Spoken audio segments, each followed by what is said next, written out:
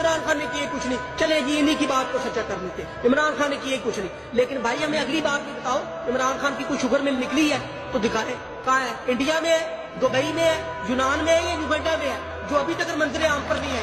3.5 سال اس ملک کا اقوام متحدہ میں کفار میں مسلمانوں کا سر فخر سے بلند کرنے والے کے پاس آج بھی اپنی گاڑی نہیں ہے، صرف ایک بنی گالا کا گھر ہے، اور جب ان کو دیکھا منہ بھر کے کہتے ہیں بنی گالا اللہ کے نام پر دے دے۔ خدا کا واسطہ تم بھی 150 ملے اللہ کے نام پر دو، ہم سارے مل کر ورکر جا کر کہتے ہیں خان صاحب چھڈو مکان انہوں نے دے دو، پہلے خود تو قربانی دو۔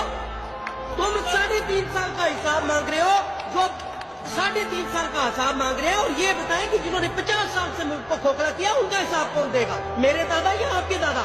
انہوں نے لوٹا، یہی دے آ کر۔ بھائی خدا کا خوف کریں، قوم کو سمجھنا ہوگا۔ اب میں آپ کو ایک بات خوبی طریقے سے وان کر رہا ہوں، اگر یہ 2-4 چھلوں سے آج قوم بھاگ گئی تو خدا کی قسم سے میں اللہ اور اس کے رسول کو حاضر جان کر کہتا ہوں، اگلی 50 نسلیں تمہاری غلامی نہ تو صرف غلامی کریں گی بلکہ گوروں اور یہود النصارہ کے جوتوں کو زبان سے چاٹ کر صاف کریں گی۔